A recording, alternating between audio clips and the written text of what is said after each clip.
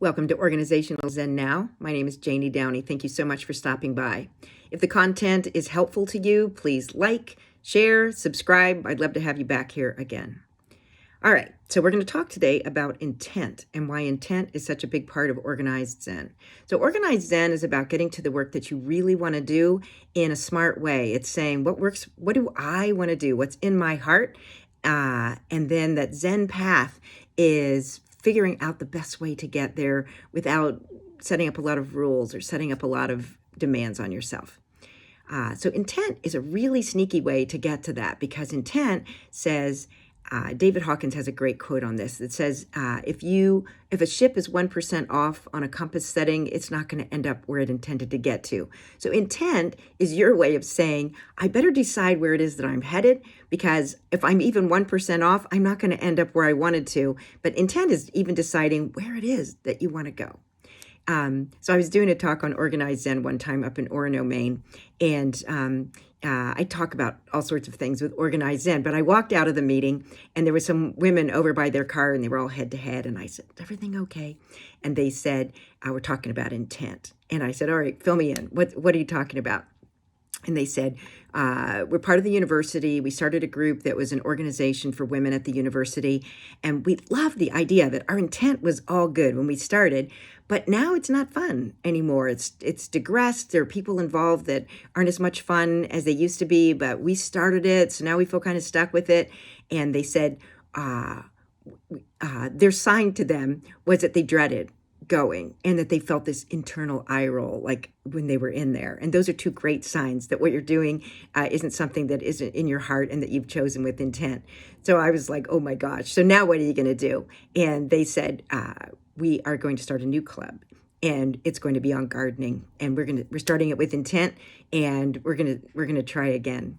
But I thought it was a great example of intent kind of gone awry. So some things you really can't choose in your life. And I'll talk about that in a minute. Other things you choose and they go awry. And this is this moment in time then to capture that, to say, what is it that I'm involved with right now that I don't want to be involved with anymore? And sometimes this is as simple as, a neighbor who always grabs you for a conversation, or someone that calls you and you think, oh, I don't want to take that call, or I don't want to have that conversation. When you're choosing with intent in Organized Zen, you figure a way to not do that, because if you are engaging in something like that, if you're the person at a meeting that's sitting there and you're on your phone the whole time, your energy's low, the fun and happiness is low for you. And then I'll tell you what, that becomes a big suck-hole for everybody, because when somebody's energy's low, everybody's going down. So intent, you choose with intent, you choose to be happy what you're doing, and other people around you will be happy as well. All right, so here's an exercise to play with that out of this talk. So I'm a big advocate of spending quiet time with yourself, thinking, which we don't do enough of. And the second is to write stuff down. So I use different notebooks for different things. Some of mine, like for writing, I'm in this kind of a notebook. If I feel like drawing, I'm in this type of a big page notebook. It doesn't matter what type of a notebook, but to clear your head, it helps to write stuff down. So thinking about intent, you're going to take your notebook this week and spend some quiet time and think about, how do I spend my time? And then just write down everything that comes to mind. Here's all the different ways that I'm spending my time. And it can be work, can be at home, could be with relationships, could be for fun. We have to spend a lot of time, eating and sleeping. So those don't count in there, but this is your time. How are you spending your time here on earth? You have a limited amount of time here on earth. How are you spending it on an average day, in an average week?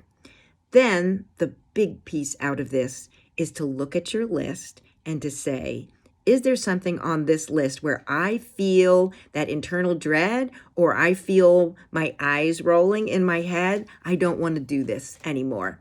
Circle that, and then think about a baby step. What's a baby step to change a job, to change a relationship, to change where you live, to change what you do for a hobby? And maybe something comes out of that as well that says, out of all these things I do, I have a limited amount of time I do really want to be doing that would make me happy and energized and engaged is this. And those are the real gems that you're looking for through Organized Zen. I'll leave you with one last quote because I think this is important too. Those pieces of your life that you're kind of stuck with, like, you have to pick up your kids after school. That's not that fun. You got to grocery shop, right?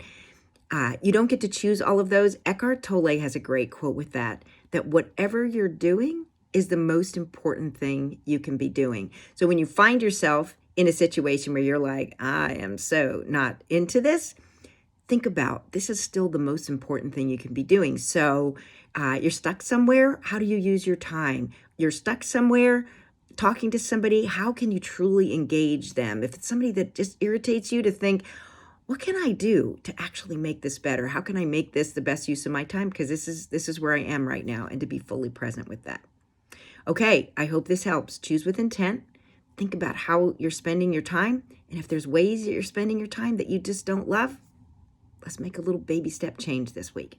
Okay, thanks a lot. I hope you'll tune in again. Bye.